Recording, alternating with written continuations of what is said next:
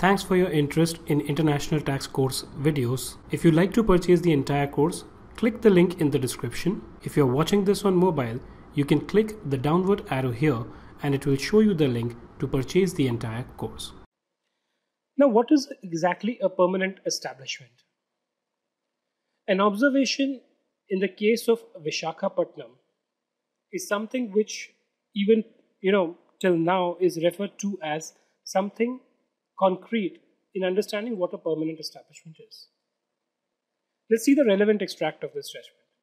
The permanent establishment postulate the existence of a substantial element. It is not something which is a sole event which is happening. Their existence has to be of a substantial element of enduring or permanent nature, not a one-off transaction, of a foreign enterprise in another country. So let's say a US company in India, which can be attributed to a fixed place of business in that country. If you see, what this first part refers to is that the presence has to be in the other country on a more concrete than a solitary event.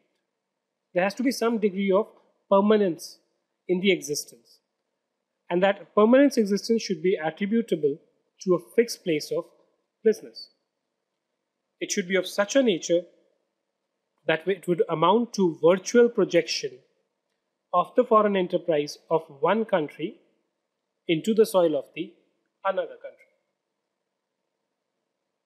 So it is like, the foreign company is effectively there in the source country. There was nothing more really that they could have done by incorporating a local entity, which they are not doing right now. If all the business operations that they want to do in India are done not through a legal entity but by themselves in such a manner that it's virtually a projection of the foreign company in the source country. So let's say if you have an agent, the work that the agent does is as good as what you would have done if you were yourself present here. That is called a virtual projection, and if there's a virtual projection, then a PE comes into place. So what are the characteristics of a PE? We will study when a PE comes into picture and all, but on a general basis, let's understand this. Which PE are relevant? PE of an enterprise of a resident state in the source state. Anything outside the source state, not relevant. Significance, it is necessary to tax business profit. As simple as that.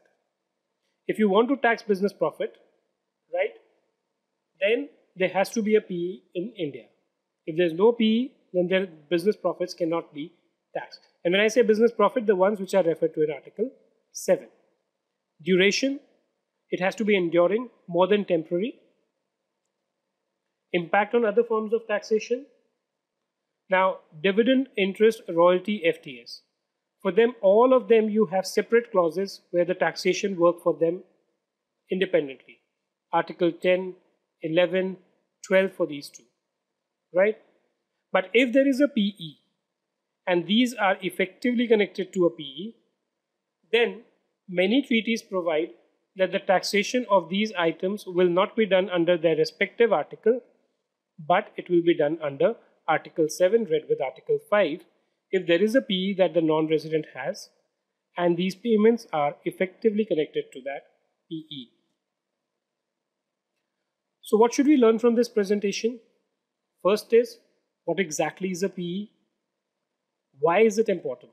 I already told you, if you want to tax the business profit referred to in Article 7, the existence of a PE is necessary.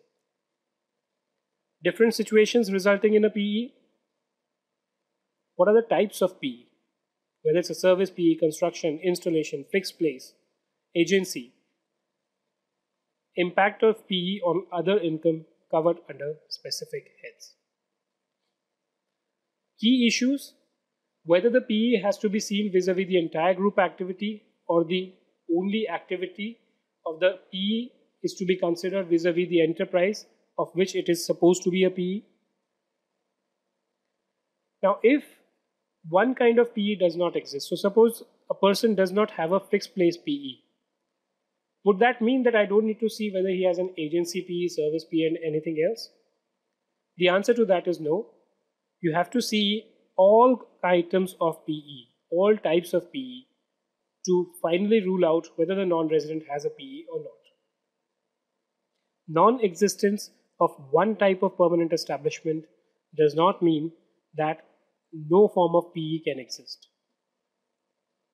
Every year, the functions and facts in the source state need examination to ascertain the existence of a PE. So the thing is that once a PE does not mean it's always a PE. Every year you have to see the facts and circumstances and whether they result in a PE or not. The assumption is that unless there's a change in fact, if there's a PE in one year, it does exist in the other year as well. But if the business model changes, the facts etc. changes, the PE may not necessarily exist in the subsequent years.